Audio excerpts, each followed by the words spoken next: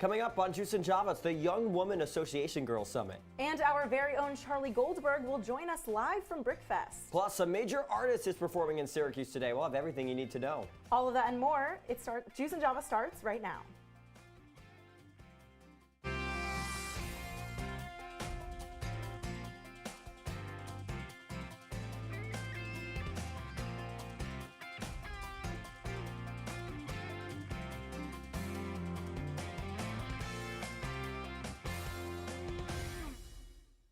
Good morning, I'm Ilana Epstein. Thanks for starting your morning with us. And I'm Zach Richter. We'll get to those top stories here in a moment, but we're going to begin with the funeral service that is happening right now for Syracuse police officer Michael Jensen. Jensen and another police officer were shot and killed last Sunday night after a traffic stop. And that's where our Caitlin Campbell joins us now live at the funeral outside the St. John's Baptist Church. Caitlin, good morning.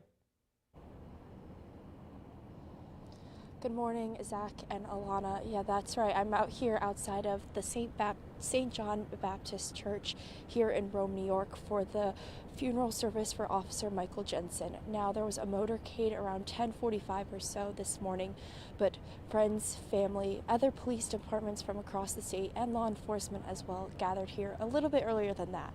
There was a procession that started around 11 a.m. for the funeral service that is going on behind me now, as well as in the church. Now, there's a bunch of different departments from across the state here to honor and celebrate the life of Jensen. Governor Kathy Hochul also made an appearance and is here as well to show her support. There's been many people in solidarity standing here and gathering just to support one another and to support the Syracuse Police Department community. It is an atmosphere that cannot be described. People are just showing so much support for the family as they came in. And the Syracuse police departments, as well as the police departments across the state, have really banded together. The burial will be after the funeral service, but it is private to family and friends and people that were close with Jensen. That's all I have for right now. Guys, back to you. Okay, Caitlin, thanks so much. And CitrusTV will continue to keep you updated on any further developments with this story. Moving on, a former superintendent of the Utica City School District has been sentenced for using school resources and funds to pay for political campaigns and a non-school fundraiser. Bruce Karam was the superintendent from 2011 until October 2022 when he was put on leave. It is alleged that he used school money and supplies to send election mailers for school board candidates he supported. Those candidates would be able to decide his contract and salary. He has been ordered to pay the Utica City School District over $11,000 for the supplies and $150,000 out of his pension. And the police chief in the town of DeWitt is under review after being placed on administrative leave. The DeWitt Town Board voted unanimously to suspend Chief of Police Chase Bilodeau in what one counselor described as a personnel issue. Now, Chief Bilodeau started out as Chief of Police back on April of 2020 and led efforts towards police reform, including mandating body cameras for patrolling officers. Now, the town of DeWitt supervisor has appointed Captain Brenton White as acting Chief of Police.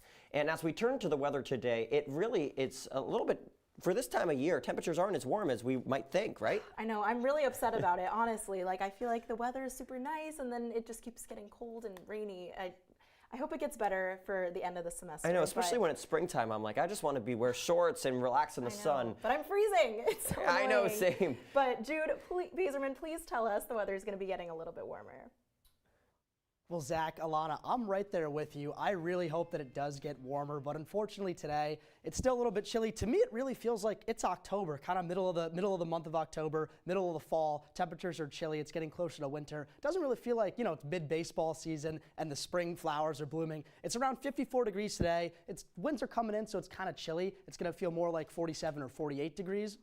And on top of that, there might be some rain in the afternoon today. So it's not raining right now. It won't rain, but again, if you're out there walking around, it might rain. You might get caught in something. There's an off chance of that. And looking ahead into the region today in central New York, it's very, very uniform again today, like it usually is. 54 degrees in Syracuse. Moving out west towards Rochester, a little bit colder. It's going to be 48 degrees.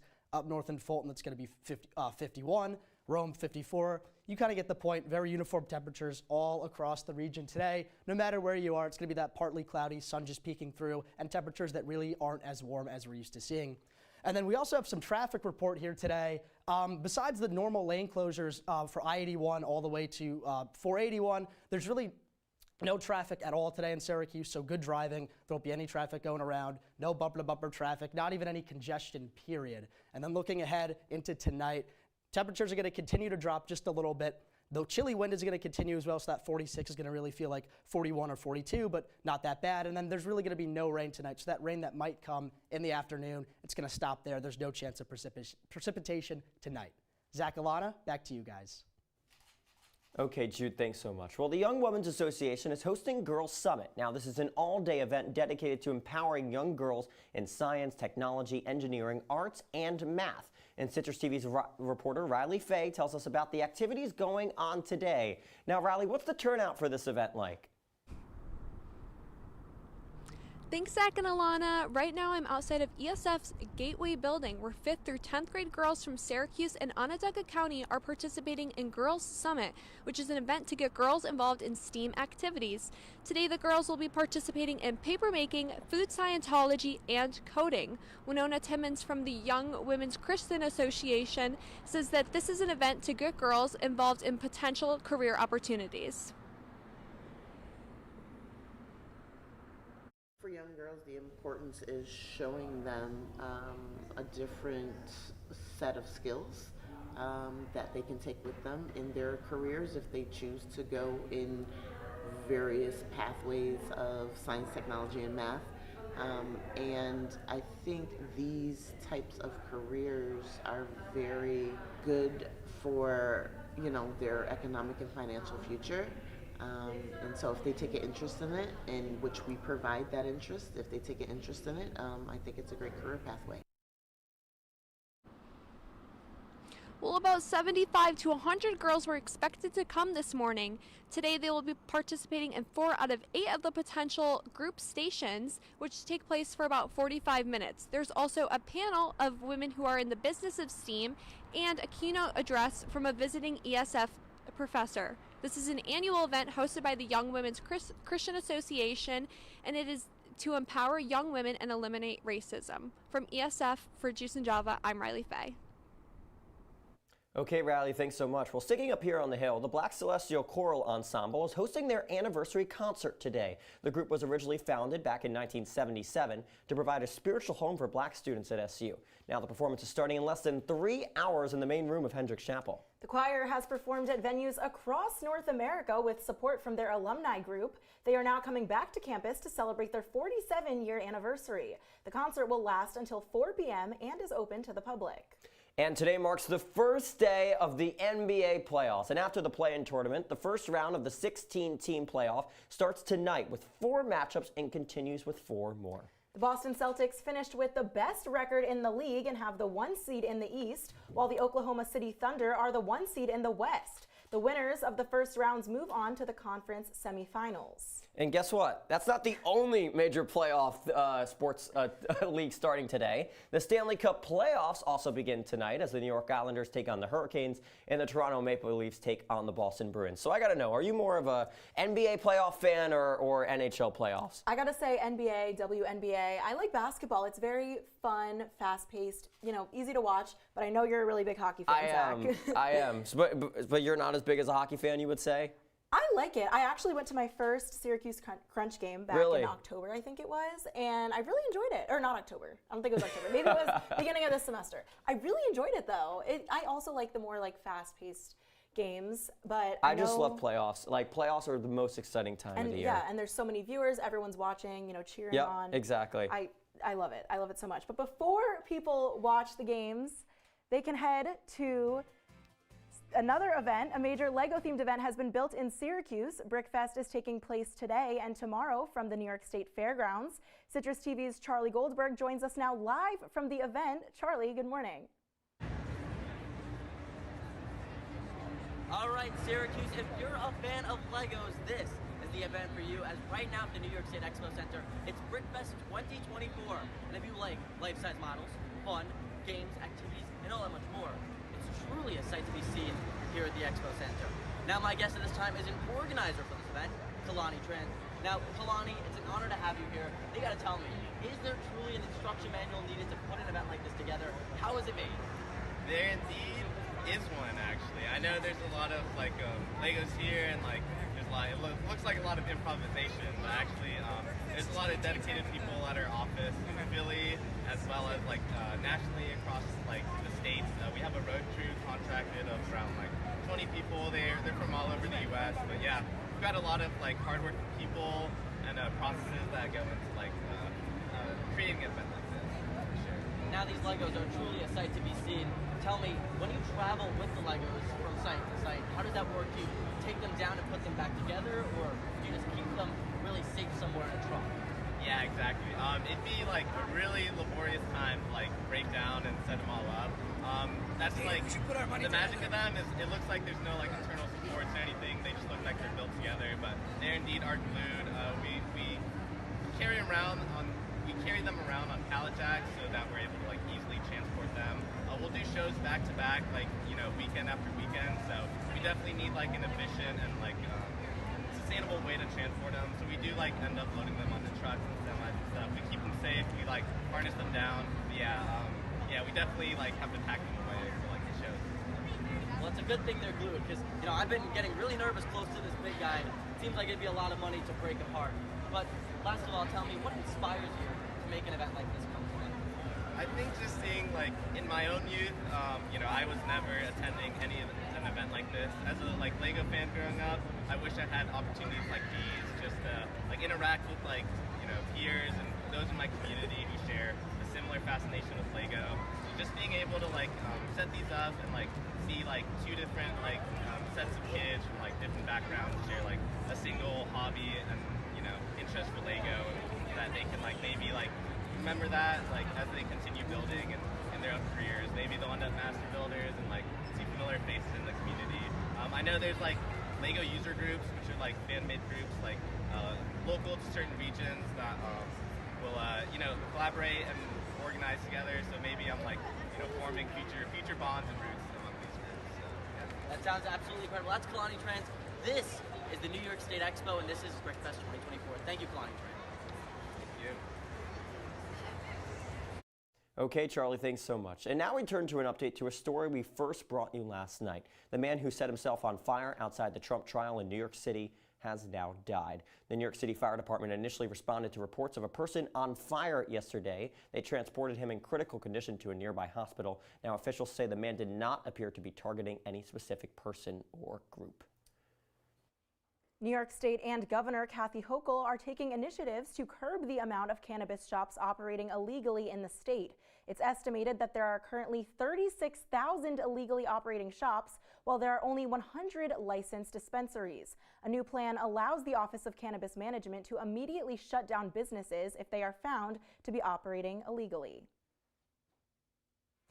Still ahead this morning, a big rapper is in Syracuse. Our Riley Underwood joins us live after the break. And we'll tell you about the Newhouse Career Development Center here on campus. Juice and Java is coming back in 2 minutes.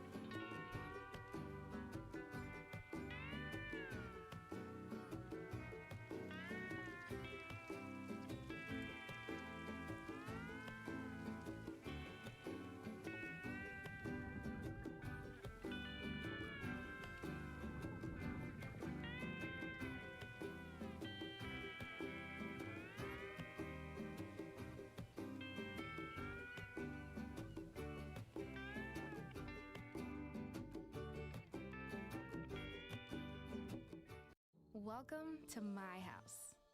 Everybody's pretty tired of each other.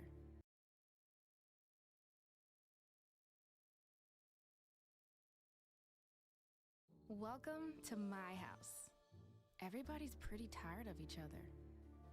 The walls were closing in. Clearly a case of too much family, too close, 24/7.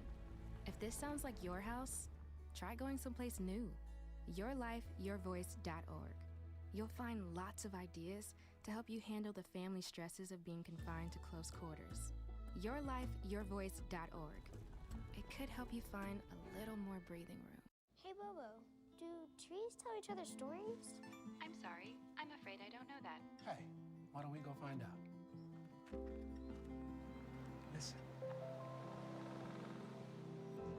Do clouds take naps? I couldn't tell you. Dad, do stars visit their friends? Look!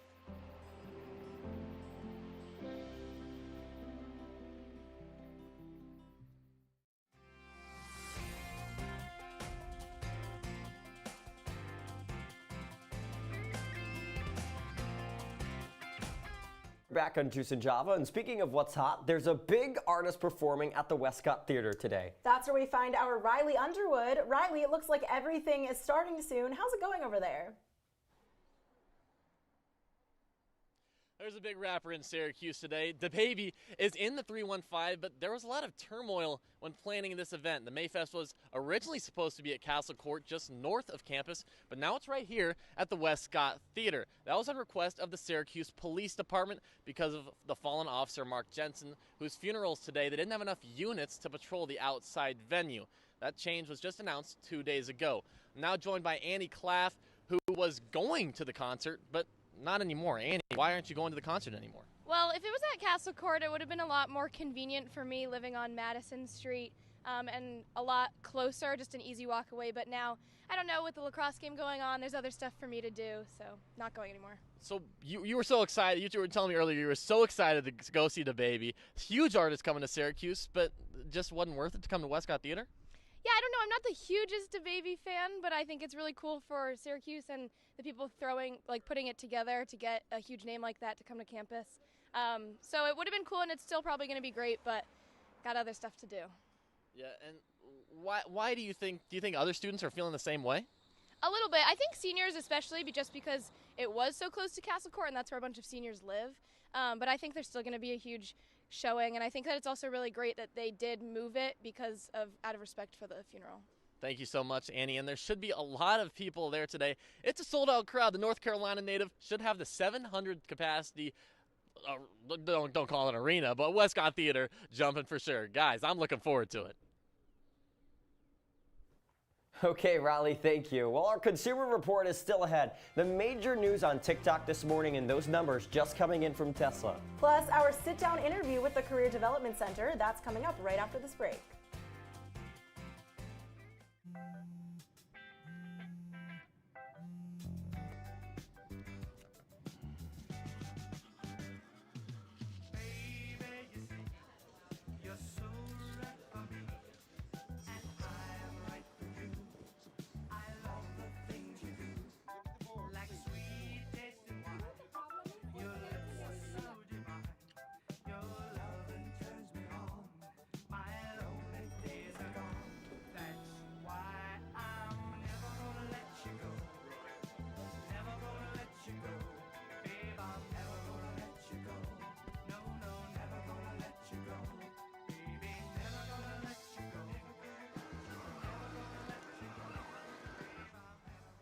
Here you go.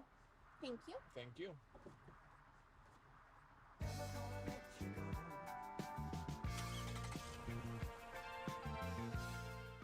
Jordan knows he shouldn't eat this entire bowl of nachos, but tonight he's earned that right, because a few hours ago in the middle of happy hour, he recognized a sign, not from the gods or a bolt of lightning, but from a double heart, a kissy face, and a fourth ha in ha ha ha. That's when Jordan knew he was buzzed. So when it was time to go, he got a ride home instead of driving. Be a legend like Jordan. Recognize your buzzed warning signs and get a ride home. Buzz driving is drunk driving. You're watching Juice and Java with Zach Richter, Ilana Epstein, and Jude Bazerman. Now, your morning news continues.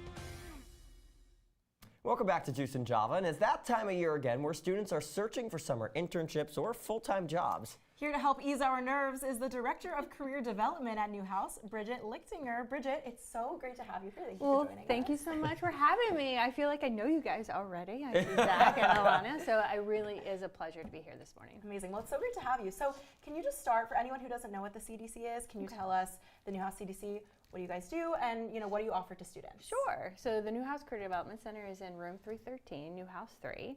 I'm the director. I've been with the Career Center for about 25 years. Wow. I know. So what we do is we're very much a complement to the education. So we help with professional skills, resume writing, cover letters, interviewing, job hunting, internship searching, networking, all the things that complement the education to get everybody to feel successful when they leave Newhouse.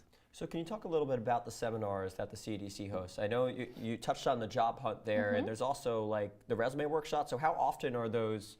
Are these workshops, and then who teaches these? Is it you, or do you have a full staff? I have two amazing colleagues, okay. Shauna Lawrence and Melissa Figueroa. So we teach the resume and letter.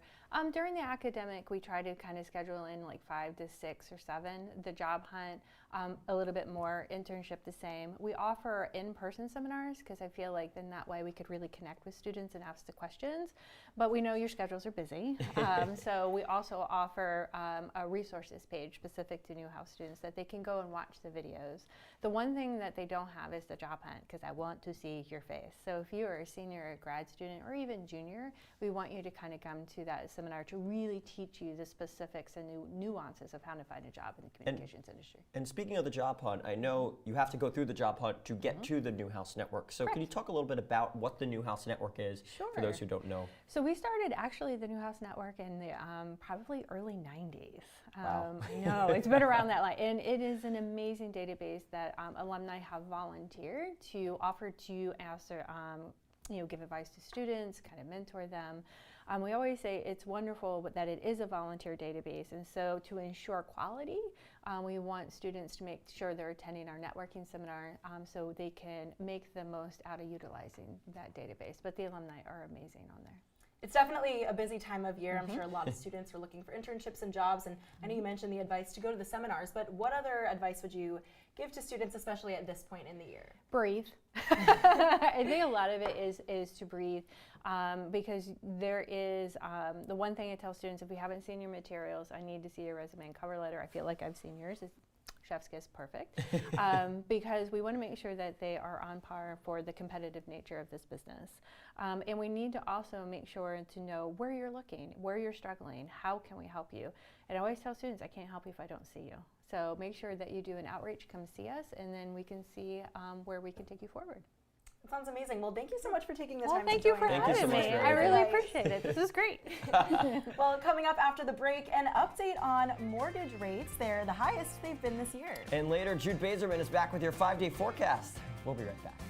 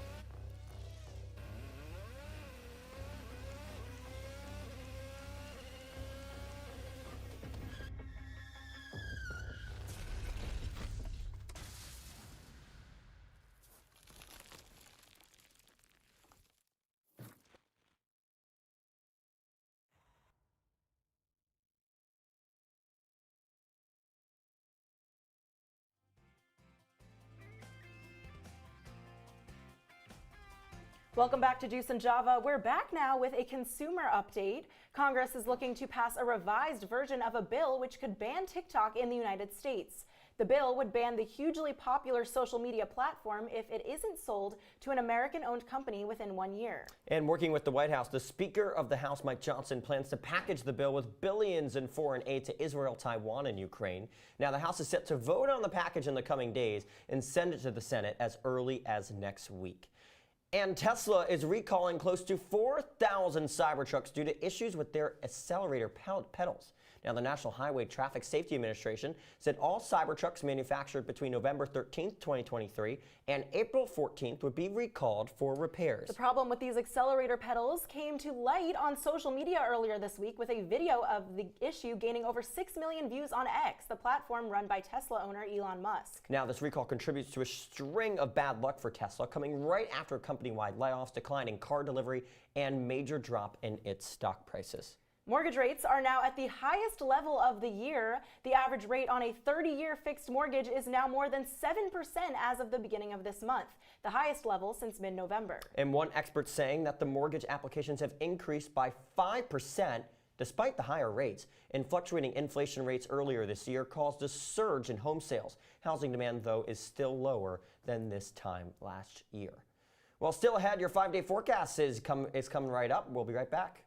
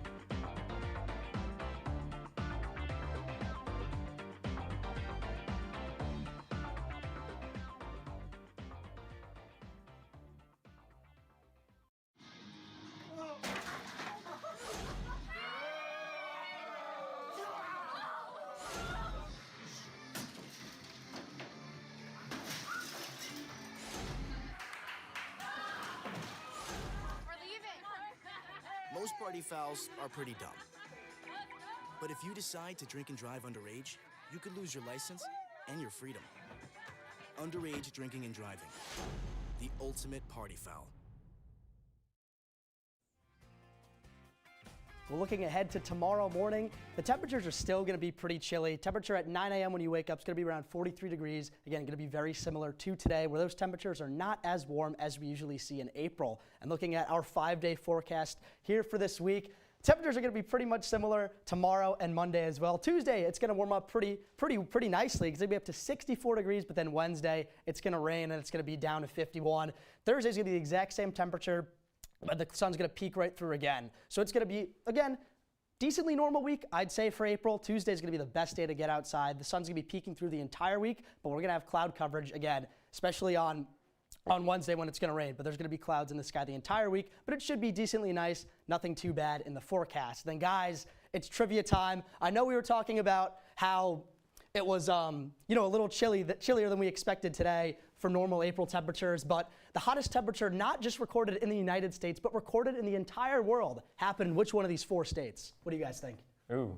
D.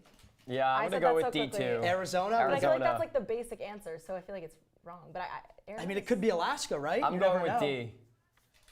Arizona? Arizona. Locking it in? Guys, I hate to tell you, it's California. What? Really? 134 degrees in 1913 in July. It's Death Valley. So I looked it up. The average temperature for July in Death Valley, 116 degrees. Oh on my average. I had no clue. That's crazy. Double the temperature and then some, what we have today. Wow. Crazy. Okay, let's go back to your 5-day forecast for a second. I saw there's still going to be some lows of 33 in April. We're almost in May. This is ridiculous. I mean, April showers do bring May flowers, but I mean, that's not, what is it, cold temperatures now? It's cold, it's Syracuse in April. The temperature's unpredictable. I think next week when we have our spring special, we could see temperatures in the 70s. You really just don't know this time of year. Probably. Well, Okay, well I that hope it does warms it. up Yeah, for last week. that does it for Juice and Java this morning. Check us out online at CitrusTV.com and follow Citrus TV on Facebook, Twitter, and Instagram. I'm Ilana Epstein. And I'm Zach Richter. Our spring special is next week. Have a great day, Syracuse.